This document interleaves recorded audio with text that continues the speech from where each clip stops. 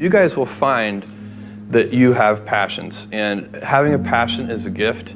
I think we all have passions, and you don't get to choose them. They pick you, but you have to be alert to them. You have to be looking for them. And when you find your passion, it's a fantastic gift for you because it gives you direction, it gives you purpose. You can have a job, or you can have a career, or you can have a calling. And the best thing is to have a calling. And if you find your passion, you'll have that, and all your work won't feel like work to you. Many kids and many grown-ups do figure out over time what their passions are. And sometimes we let I don't think it's that hard. I think what happens though sometimes is that we let our intellectual selves overrule those passions. And so that's what needs to be guarded against. My job, one of my jobs as the leader of Amazon, is to encourage people to be bold. And people love to focus on things that aren't yet working. And that's good, it's human nature. That kind of divine discontent can be very helpful. But it's incredibly hard to get people to take bold bets. And you need to encourage that. And if you're gonna take bold bets, they're gonna be experiments. And if they're experiments, you don't know ahead of time whether they're gonna work. Experiments are by their very nature prone to failure. But big successes, a few big successes, compensate for dozens and dozens of things that didn't work.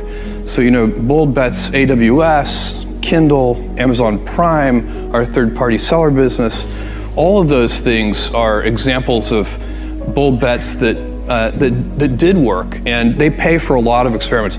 I've made billions of dollars of failures at Amazon.com, literally billions of dollars of failures. And you might remember Pets.com or Cosmo, or give myself a root canal with no anesthesia very easily. None of those things are fun, but they don't matter. What really matters is companies that don't continue to experiment, companies that don't embrace failure.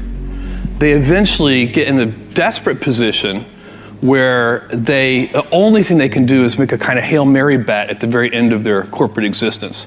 Whereas companies that are,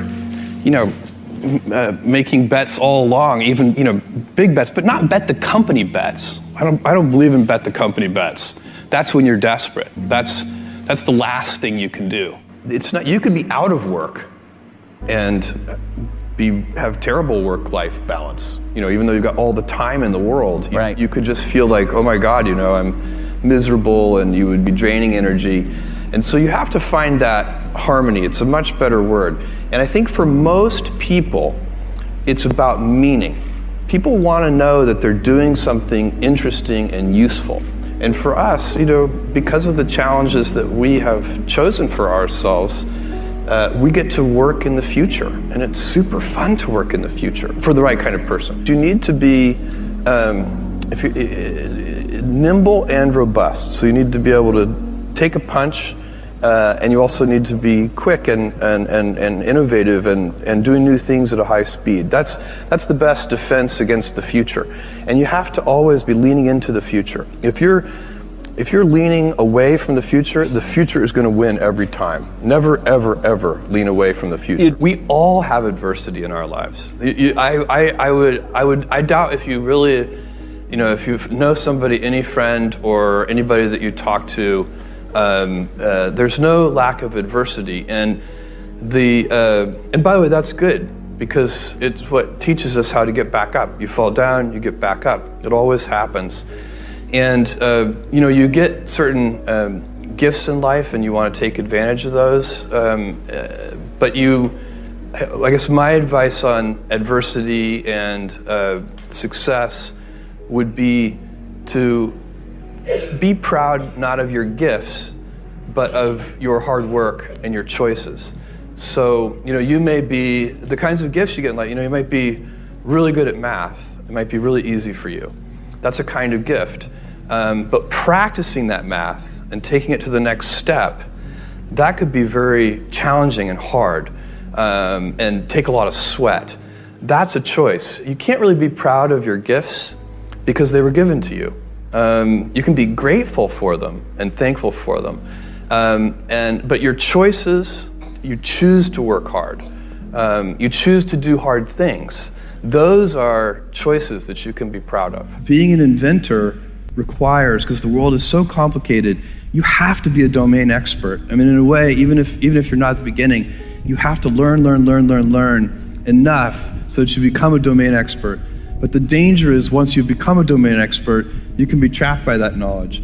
And so inventors have this paradoxical ability to have that 10,000 hours of practice and be a real domain expert and have that beginner's mind. Have that look at it freshly, even though they know so much about the domain. And that's the key to inventing. You have to have both. And I think that is intentional. I think all of us have that inside of us, and we can all do it, but you have to be intentional about it. You have to say, yeah, I am going to become an expert, and I'm going to keep my beginner's mind. You can't skip steps. You have to put one foot in front of the other. Things take time. There are no shortcuts. And but you want to do those steps with passion and ferocity. It's easy to have ideas. It's very hard to turn an idea into a successful product.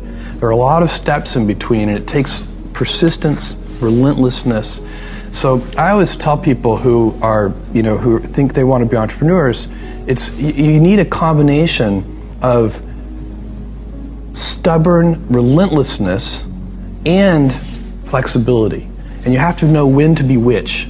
And basically you need to be stubborn on your vision, because otherwise it'll be too easy to give up.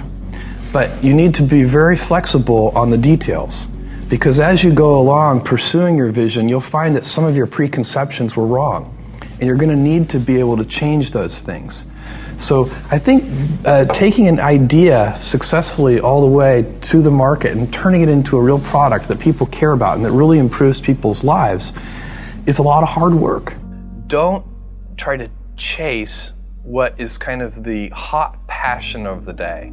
I think we actually saw this, I think you see it all over the place in many different contexts, but I think we saw it in the internet world quite a bit, where at the sort of peak of the sort of internet mania in say 1999, you found people who were very passionate about something. They kind of left that job and decided, I'm going to do something in the internet, because it's it was almost like the the 1849 gold rush in a way. I mean, you find that people, if you go back and study the history of the 1849 gold rush, you find that at that time everybody who was within shouting distance of California was they might have been a doctor, but they quit being a doctor and they started panning for gold, and that almost never works.